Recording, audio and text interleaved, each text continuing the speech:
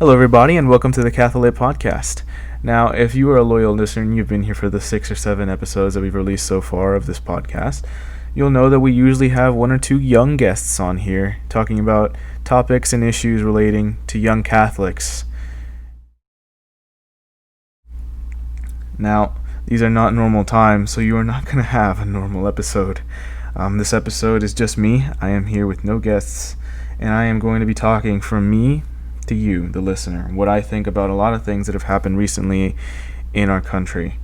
I usually try to stay away from these types of conversations because many times I feel that only people that really know what they're talking about should talk about these things, especially when it pertains to issues that are so big and so divisive. People should know what they're talking about. And I will be the first to admit that I usually don't know a lot about these issues. I have I have my own personal opinions. I have my own personal beliefs, but none of that is well informed or very or could be articulated very well in a way that could help bring these issues to a resolution. But I felt particularly moved today to talk about these particular things because today is the 4th of July. We commemorate the anniversary of the founding of the United States as a Declaration of Independence by the Founding Fathers, separating from the Crown of Great Britain and undertaking this incredible country that we have today, laying the foundations for this country that we have today. So let's begin by recapping some of the recent events that have happened in America.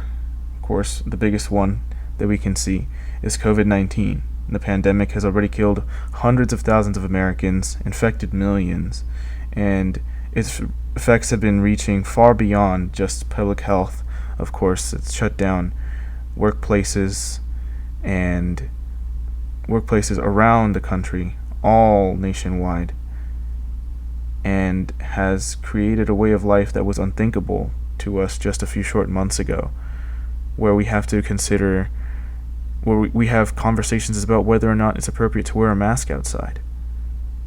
I mean, let's be very particularly honest here. Who would ever have thought in January that we would be wearing masks for our own personal protection and the betterment of public health in June and July? Now, I don't know about you, but I was a college student in January. I was looking forward to getting out of the cold and going to the beaches in June and July. But things have happened so quickly and with such fierce consequences that we have been thrust into a time that is just so much different than what any of us expected coming into this new decade. A second event that has definitely had huge coverage in the news and affects all of us in a way is the murder of George Floyd in Minneapolis, Minnesota by Officer Derek Chauvin. It ignited protests, both peaceful and violent, all across the nation in a way that I don't think has ever been seen since the civil rights movement of the 1960s. The most recent development in this movement has been the destruction of statues, a tearing down of statues. Some, like Confederate generals and things in southern states that have been erected in the early 1900s after the Civil War, may have been justified. I can't say where they were or not, but others, like the tear downs of statues of George Washington, St. Junipero Serra, and Ulysses S. Grant, were most definitely not. These were all great men in America that have done things that have made this country better, and I for one, I don't see how tearing their statues down has much to do with anything. Now that we're done with that short recap, what I wanted to do is kind of talk to you honestly as a person that's been affected by all of these things, and just tell you how they have affected me personally. I mean, this is my podcast. I think I am entitled to share my views, share my experiences, share my opinions, but don't take any of this as fact, of course. This is just me talking to you about how things have affected me. First off, let's begin with of course, the one that affected me the most was COVID-19. During spring break this March, I was living in my dorm room because I had gotten clearance to stay in Clark Hall, which was my residence hall this past semester, during spring break to help athletic events be staffed. My work study that I undertook for the past 3 years at the University of Dallas was announcing most of the sports games.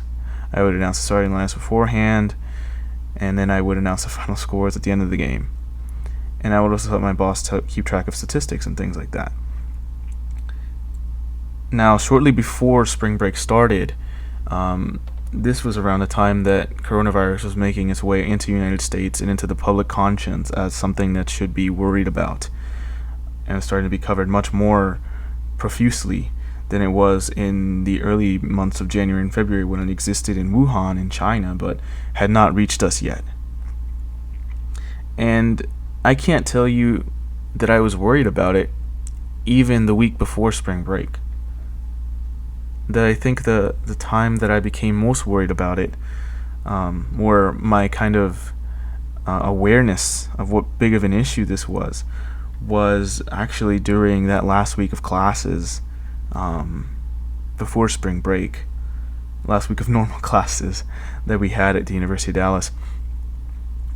What I felt as I was looking at the news, well, actually, let me go back and start over a little bit. The moment that I really understood just how big of a problem this is going to be was the Wednesday of the week before spring break. Me and a friend of mine were working on a project that we were going to present for a ministry class. We were working on the presentation at his apartment, and I was definitely not thinking about the coronavirus. What I was thinking about was we had better get this presentation right or we are going to fail. But as the night went on, it was about 8 o'clock, 8:30 or so. Nothing had happened really out of the ordinary to that point, but I got a news alert on my phone, strangely enough, as I'm a huge sports fan from the application Bleacher Report, which for me is my favorite way of keeping track of my sports teams and news pertaining to sports leagues like soccer, baseball, football, basketball. Got a notification from that application saying that the NBA had shut down because the center Rudy Gobert of the Utah Jazz had tested positive for COVID-19. It was at that point, as somebody who has followed sports very closely over the years and knows that many of the times that sports have stopped have been due to wars or labor conflicts or any other rhyme or reason, I had never imagined, at least as a kid or even as a teenager or even as a young adult, that sports leagues would suddenly just stop playing in the middle of a season. This was unthinkable to me. And so it was when that news came down that I really understood just how big of a problem COVID-19 was going to be. And I really started to get worried. I went through the whole next day of classes basically thinking, what am I going to do? Do I go back home? Do I stay here? What exactly am I going to do? That Friday, the president of my university, President Tom Hibbs, released a statement on the pandemic and how it would affect our classes. Basically saying that they were planning in the worst case scenario of things happening to go online, contingencies and stuff of the sort, to continue the semester, but that as of that moment they were considering coming back and doing classes normally in person after we had come back from spring break. Now, I don't know if you've ever had this experience in your life, but something like where you hear the things that you want to hear, but they don't make you feel the way that you think you should feel inside. Now, this is everything that I wanted to hear as a college student. I mean, my classes are going to come back. Everything is fine. I can come back to classes. I can come back and be with my friends. and all of that. But inside, in my heart, I knew that this was way too good to be true. I had spent the past day looking at the news, and I was seeing universities much bigger than mine. University of Texas, Texas A&M. And that's just in Texas, my state. Universities all over the country were shutting down and either extending spring break or taking classes online for the rest of the semester. And I wanted to believe that it couldn't happen to my school, but it did.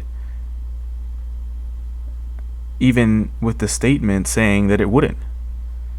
Of course, when I was when the University of Dallas sent its students home for the semester was, I was sitting in my dorm room. I think I had just woken up at around 10:30 in the morning on Tuesday, March 18th.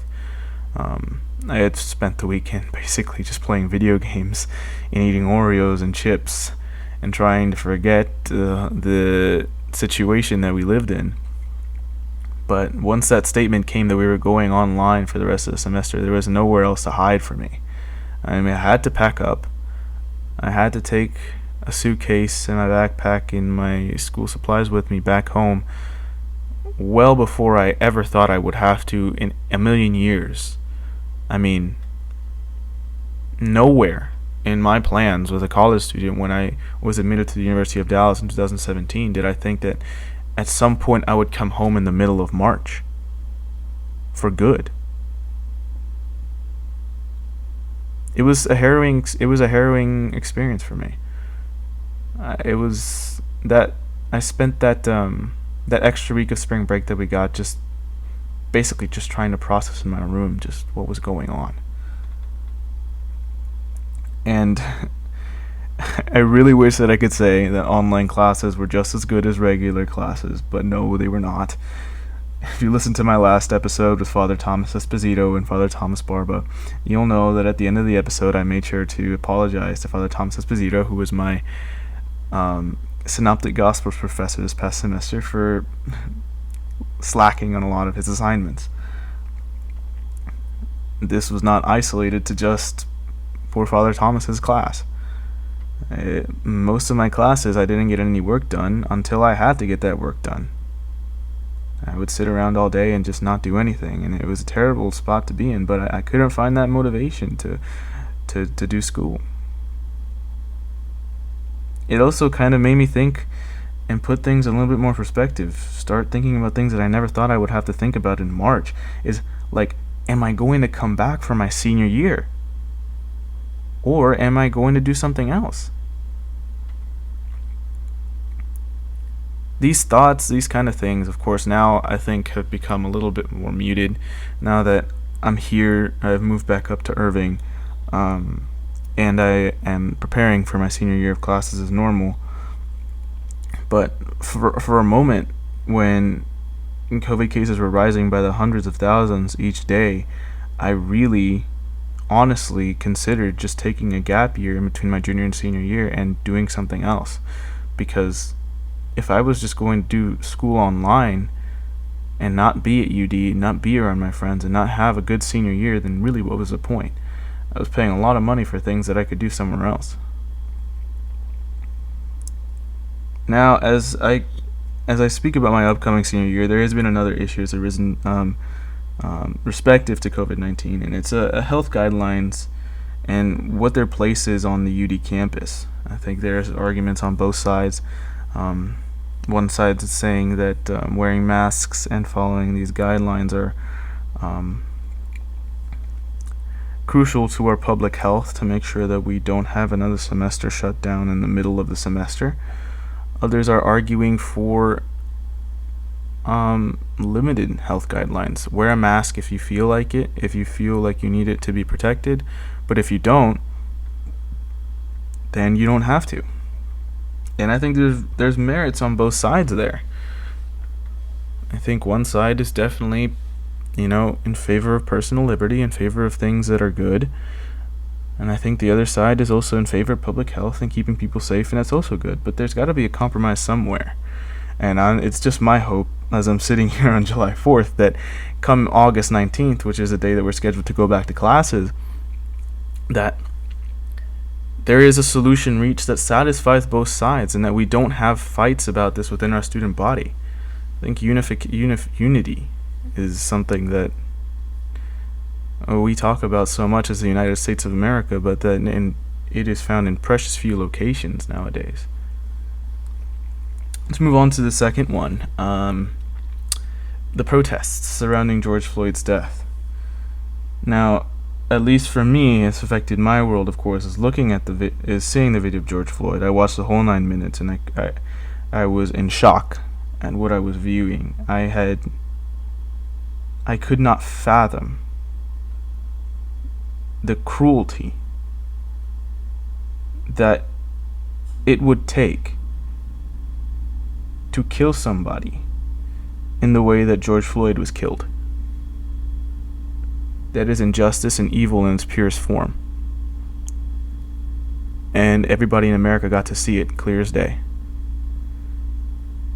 And if there's one thing that I'm glad about with this whole issue, is that at least for a moment nowadays, of course these moments are so precious and so few and far in between, at least for a moment, everybody agreed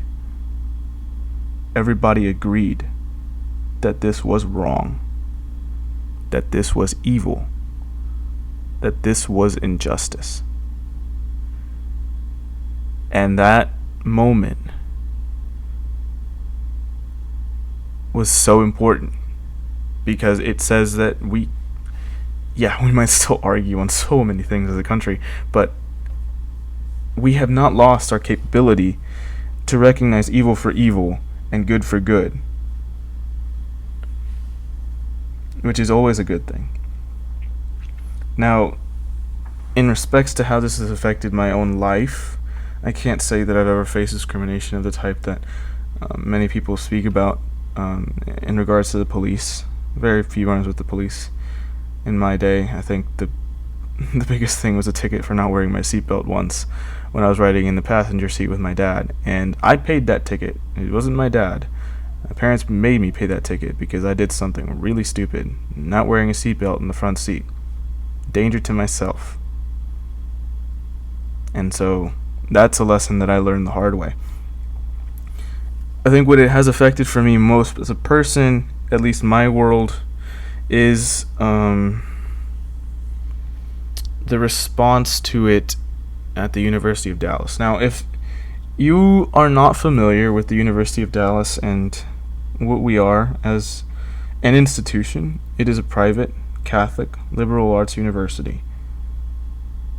All of these things usually will bring students of legacies, which means that their parents would have gone to the University of Dallas in the past, and now they as their children have gone to the university. There's a lot of connection there, a lot of community, which is a good thing. I think that's fantastic. You know, it's precious. It is a precious thing to have a community as tight knit as the one that UD has among its alumni nowadays. But it also invites kind of, and demographically, the majority of people who can afford a private school. Usually you will tend to be more Anglo-Saxon white Americans than African American, Hispanic American, Asian American, and all other minorities. There will usually be more white people at this type of school than people of color. And I think that's just a fact of what it is. I think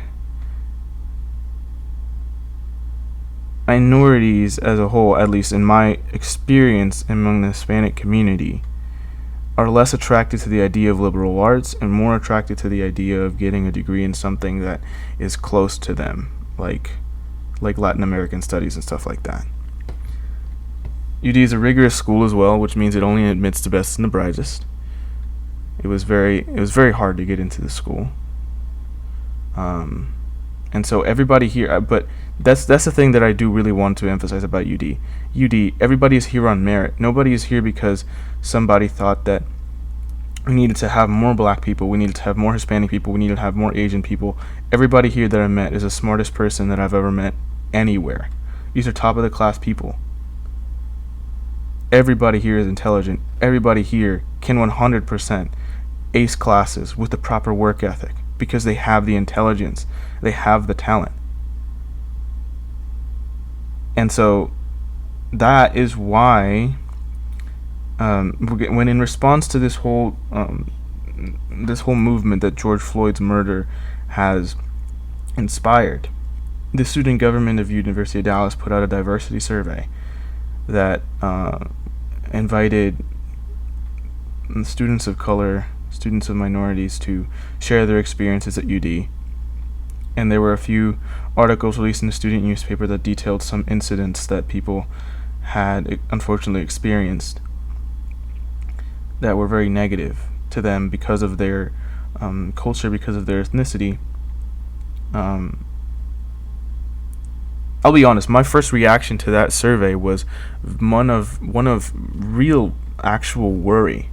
I was really worried that this survey was going to paint this school that I love being a part of as some sort of racist breeding ground for white supremacists, where everybody that's not white feels totally unwelcome. And because for me, I've never felt that that's the case. Sure, I felt a little bit kind of uncomfortable coming into UD in my freshman year, because, yeah, to be frank and be perfectly honest, there weren't a lot of people that looked like me or understood the way that I had grown up in my life. And I went to a public school. I usually went.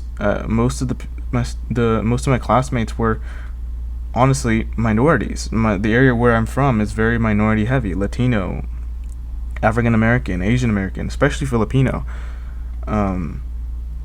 So it was difficult for me at first to kind of adjust to the culture that UD has, which is distinctly, in my opinion, American. It's American culture, very distinct American culture. Not Hispanic American in the way that I was raised, but American. So many things that I didn't know about, that I didn't really understand. So many things that kind of stood in contrast to what I have grown up in and experienced. Not to mention, the kind of absence of my first language, which is Spanish. I learned Spanish before I spoke English, and so Spanish to me is very important. I want to be able to practice it. I want to be able to speak it. It's a way that I can express a little bit more, kind of what I'm feeling. It's a little bit more authentic to me. But as time went on, what I began to kind of realize and kind of come to terms with was that being in a place like UD that isn't the same as that doesn't have a lot of the characteristics that I might be familiar with, that doesn't have that familiarity to me, it's not necessarily a bad thing. What it becomes instead, if you look at it through the correct lenses, it becomes an opportunity to grow. I mean, I would never have known the amount of things that I have learned about just American culture in general, customs and things like Irish traditions and things that I never would have learned about. Like, one in particular, Irish folk music. It's awesome. Irish folk music is awesome because to me, it speaks so much because it's almost the same as the Spanish folk songs and stuff that I grew up hearing. It's so much things that are in common with that music that genre of music really spoke to me. Shout out to the Breaker Boys. The Breaker Boys are fantastic musicians, and their music is incredible.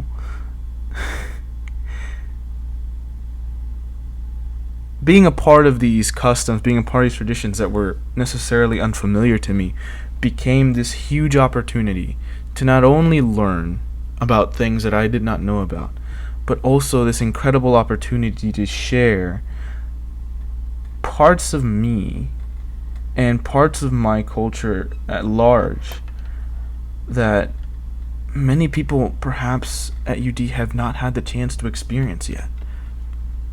Like, for example, I think last semester I was put in charge of organizing the Spanish Mass that we would have on Tuesdays at 5 o'clock. At UD, we have Masses at 12 noon, we have Masses at 5 o'clock during the school year. On Tuesdays, that Mass at 5 o'clock would be conducted in Spanish. And I was put in charge of making sure that we had kind of pamphlets for the readings, that we had everything in order, order of the Mass booklet so people could follow along, and all that. Now, something that I personally undertook in my preparations for this was that I tried to make sure that I printed everything. Of course, I printed everything in English and Spanish so that people could follow along, but also I tried my hardest to translate as literally the meaning behind the readings, the meaning, not the words. When I was printing these pamphlets, because so many things can get lost in translation, especially when between English and Spanish. Now, this is not a criticism of English. I think English is a great language. I think a lot of great works have been done in English, but English does not have the emotive power that Spanish does when expressing things. I have been touched much more by hearing the Bible in Spanish, hearing the Mass said in Spanish, than I have ever felt in English, because the emotion, the spirituality it's very, very, the language of Spanish is very conducive to spirituality as a whole. It's expressed a little bit more fully than it can be in English, you know.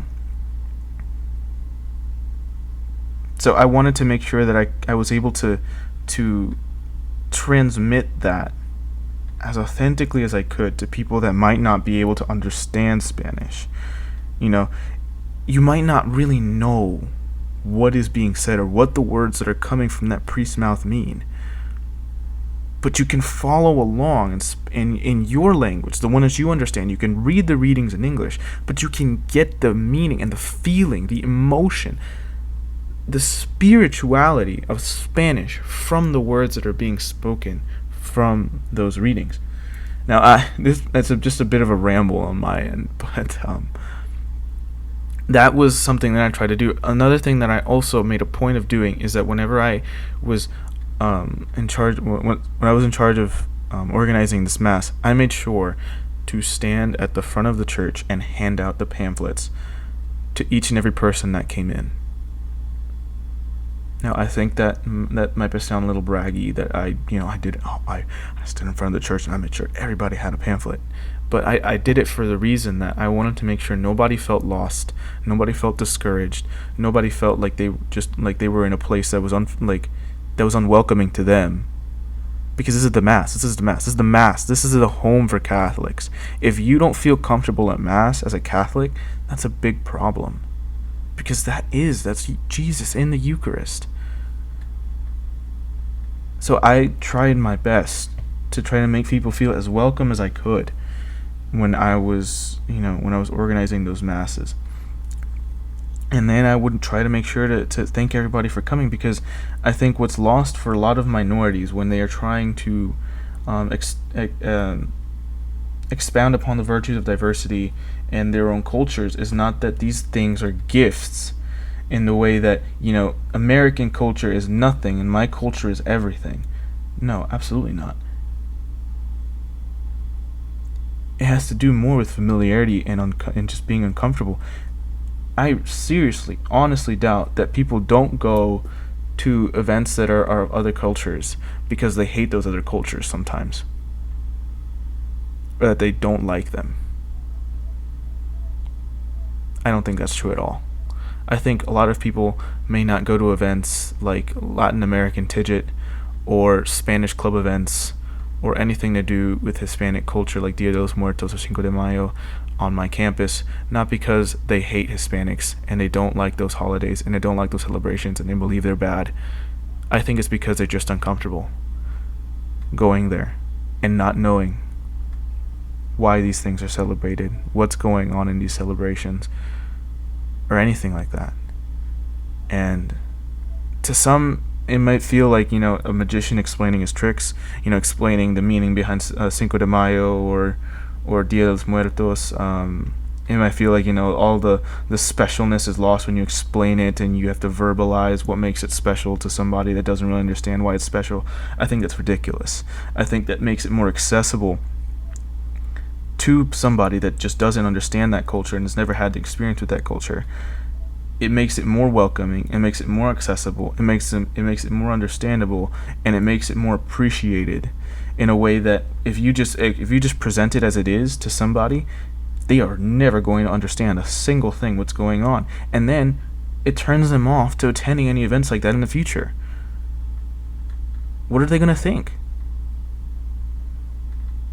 They're going to think, well, that was a strange party. I have no clue why that exists. And so now, the next time one of these events rolls around, these people are not going to go. Not because they hate the culture, but because they had a bad experience and weren't welcomed in as equals to that culture. It's true. American culture has inequality in its DNA.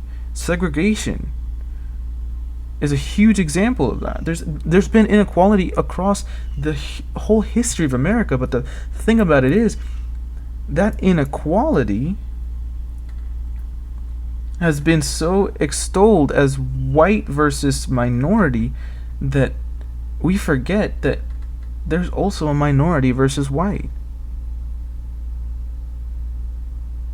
That white people have not been able to come into the minority house, so to speak, to use a metaphor, for fear of feeling unwelcome. And how is demonizing the white American as a racist, xenophobic, just existence ever going to help them feel comfortable enough to come to your house and partake of your food? Your food being your culture and all the virtues that it has within it. That's a bit of a long-winded kind of thought of on my end of diversity and issues that might especially present at UD. But this is getting a little bit far away from the point of this podcast as a whole. Point of this podcast is, of course, to talk about faith topics that relate to young Catholics. And to me, faith was something that was severely tested over the past 3 months. I always take my faith was tested posts on blogs like LifeTeen or Twitter posts like that, and I take them with a grain of salt because, everybody has these struggles, right? And it's not supposed to be dramatic, and I don't want to be dramatic when I talk about faith struggles. I want it to be actually arbitrary. It's something that everybody experiences. But I did have a few kind of very specific things that I did struggle with while when I got back home from my campus in March. Firstly and primarily, I think the primary struggle was livestream masses and what I am going to call the dual-edged sword of safety and sloth that exists because of COVID-19. Livestream masses bring the liturgy into people's homes, and I think for people that are unable to attend Mass, it is a good thing because they can hear the Word of God and hear it proclaimed, and their lives are all the richer for it, absolutely. But it falls short in the body of Christ, which is the lifeblood of the Church, source and summit, as John Paul II would say, of the Catholic faith. Because you can't get the communion wafer you cannot receive the body and blood of Christ through a TV screen, physically. And of course, you can have you say the prayer, "Please come into my heart, Jesus," spiritually, as the host is consecrated, as you're watching it on the screen. But is it really the same? I'm not trying to diminish the value of prayer, but the body and blood of Christ is the most important thing to a Catholic, and not having it, not receiving it for such an extended amount of time is always going to be difficult. And for me, that's what it was. I still well, for most of the time I was at home, my mom and dad did not want us to attend masses physically, even when it was okayed, because they were very not suspicious, but they had concerns about the coronavirus and its transmission, which I think are all well and good. But it kind of lulled me into this thing where I started not missing going to mass after a while, which is it's a difficult thing to feel for me as a theology major, a ministry major, because I'm devoting my life to the church after my graduation, hoping to work in churches and hoping to work with young people in the future, teaching them the truth of the Catholic faith and all that. And it feels very hypocritical when I am myself not attending Mass to ever talk about the truth of the Catholic faith in any way, shape, or form, because I am not practicing them. And I'm still trying to work through that myself here. But unfortunately, COVID cases are again on the rise here, and I think it's just a matter of time before things get so bad where masses are shut down again here in Dallas. I certainly hope not, but the dual-edged sword of safety and sloth, in my opinion, is that we're kept safe in our homes by live stream masses, but also it invites us to be lazy in our spirituality, where we are no longer praying, we are no longer offering our sufferings to God as atonement for our sins and receiving the body and blood of Christ. It becomes, we're lulled into this comfort that we don't have to give that hour to God anymore. Secondary struggle I would say that I've dealt with in terms of my faith is my community. I love my family, I love my parents, and they've made a huge effort to cultivate a good familial prayer life. But what inspires me personally the most in my spirituality is other people that look like me, talk like me, are as old as me, making an effort to grow closer to God. And UD has been extraordinarily unique in that aspect, where I can see each and every day my friends are striving to be better people, and it inspires me for myself, because I personally deal a lot with crisis of motivation, or sometimes I just don't want to be better. I'm just like, well, what's the point? Seeing my friends go to Mass, it shows me that there is a point. If they can be better, so can I. I would term it as this: I'm a good leader, but I'm a better follower. I need much more training to be a really good leader. I am a good follower, naturally. So not seeing that example in person was a huge just blow to my motivations to stick around and be better, as in my prayer and my spiritual life. So now I want to kind of transition into the final kind of thing that I wanted to talk about in this episode, is the importance of hope in what seems an increasingly hopeless time here in our present day. So several times in March, as I settled into being home again, I would scroll through Twitter and I would see the COVID-19 news get worse each and every day. POTUS briefings, medical news, regulations. It got to be so overwhelming that I would do little else but eat and sleep all day.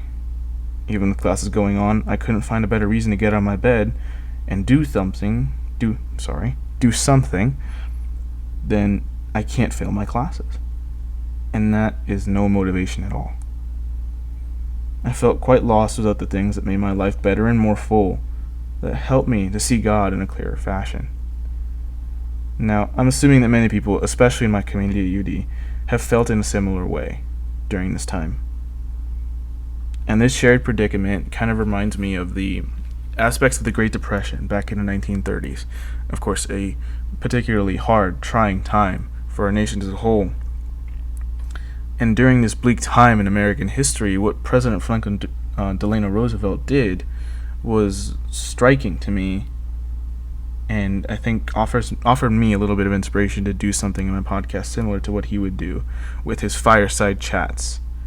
He would address the nation via radio and talk about his policies, talk about the problems that were facing the nation, and basically offer hope and a promise of a better day, that we're going to make it through it as a country. So, I'm no FDR, but I got a fireplace in my apartment, so I think, and I got a microphone and a laptop, so I think that I can do a little bit of the same. Maybe not exactly the way that he did it, but maybe I can offer just a little bit on the topic of hope. So, I think out of anything that I've experienced in the past 3 months, nothing has hit me as hard as the irony that I have chosen to do my senior thesis on hope, the theological virtue of hope, in a time that feels so hopeless. The irony, of course, is not lost on me whatsoever. But what this time has done for me is it has proven to me just how important that is, and it's kind of inspired me much more than anything did while I was at school to write about this virtue, because I am more convinced than ever of its importance for all of us in our daily lives. So hope, I think for many people, sounds just kind of like this flimsy emotion. This is like this nebulous feeling. It's out there, kind of floating like a cloud. It's based kind of halfway in reality, and then halfway in just our own imaginations. How could this ever be important? I've heard it said, like, on a cloudy day, people look up at the sky and say, I hope it doesn't rain. I mean, it's reality, of course. It could not rain. Clouds aren't indicative necessarily it's going to rain. But it's also just imagination that hopefully, like, I, as a person, don't want it to rain. And by verbalizing that sentiment and saying, I hope, it's just this kind of belief. That's kind of a weak, flimsy belief that maybe it won't rain. And kind of thinking of hope in that way means, at least to me, it means that people don't really understand what hope is. At least not in the way that Christians understand it as a theological virtue. Hope is not a warm, fuzzy feeling inside for better days at some point. It is not this just kind of wish. I hope things can be better. I hope things can be a certain way. It is a theological virtue. And the characteristics of this virtue have to deal with the will, not belief. Hope can be defined as the reaching out of the will towards a good to be possessed. It is founded on a certainty that something can be achieved, despite the uncertainty that surrounds the goal. I see it as what this great country was built on, the will to achieve something greater, despite the uncertainty and despite the possibility of defeat.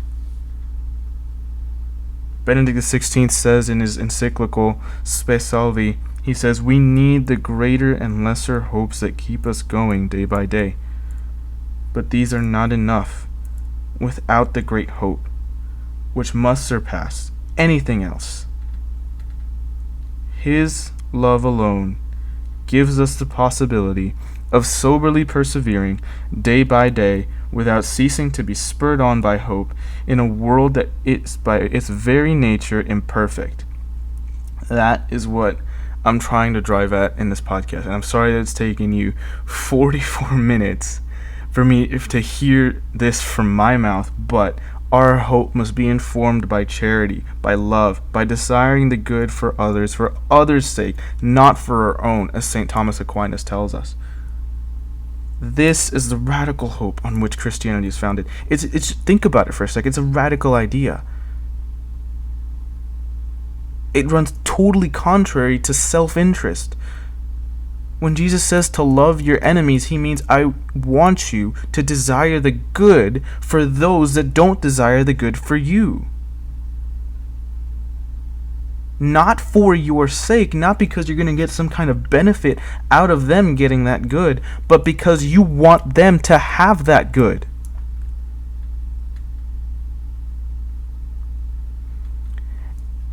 And why is this so important to the Christian faith as a whole? It's because it's exactly what God did for us. Despite us not willing the good for ourselves, God willed it for us, and then acted on His will that we might be saved. This is the great hope. This is the promise of God that Benedict XVI speaks of when he says a certitude of hope. Man's great true hope, Benedict says, which holds firm in spite of all disappointments, can only be God. God who has loved us and who continues to love us to the end until all is accomplished.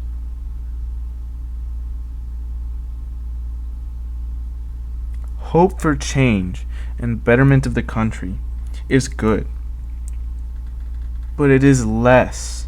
It will always be less compared to the great hope of God. Mistaking any type of social movement, mistaking any kind of social change as what will help us survive is a foolish thing to think, because that is not the hope that inspired this country to be great.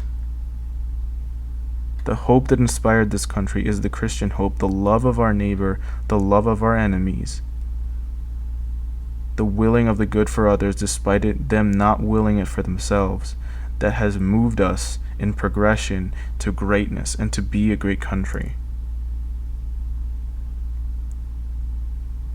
Dr. Martin Luther King Jr. did not simply hope that his social movement would change things and that material change in law would somehow fulfill him or fulfill any type of thing, any kind of happiness or hope that he might have had. No, Martin Luther King Jr. marched and did what he did because he believed in the great certitude of hope that is God, God's love for us. To kind of finish off this episode of the Catholic Podcast, which has been a different one to say the least, it's been pretty fun recording this and kind of speaking on my own and kind of verbalizing everything that I think. I don't know if it's a good thing, but it's been fun to do. To kind of end off here, and I want to leave you guys with a quote from St. Augustine that Benedict XVI puts in his encyclical that is found in St. Augustine's Confessions, which is, in my opinion, one of the greatest books ever written. So honest, so personal. Just, it's the story of a man in his journey to God, and just reading it and encountering it was one of the greatest blessings of my life. And I'm glad that UD had brought that to me. St. Augustine says that Christ intercedes for us. Otherwise I should despair. My weaknesses are many and grave indeed, but more abundant still is your medicine. We might have thought that your word was far distant from union with man, and so we might have despaired of ourselves, if this word had not become flesh and dwelt among us. Christian hope is not to simply hope for ourselves as individuals. It is hope for others as well. In what seems to be a hopeless time, brothers and sisters, I urge you to remember the great hope that exists for us. That despite the questions, fears, and doubts about our lives and that may exist in this present moment, we can remember and be aware of the good, the greatest good, which is God, to which we can extend our wills toward in an act of hope. That not only do we wish for things to be better, but that we have the certitude that there is going to be something better in our future. And it may not come in the form of social movements or social change, but it will come in the form of our salvation. A happy 4th of July to everybody listening. Make sure you celebrate in the most American way you can. If there aren't any hamburgers on your grills, you better get them on there now. Crack open a beer, crack open a Coca-Cola, watch reruns of baseball or football or basketball or what have you, and enjoy the holiday. Thanks for listening. I hope you'll have a great day, and keep supporting and listening to the Catholic Podcast.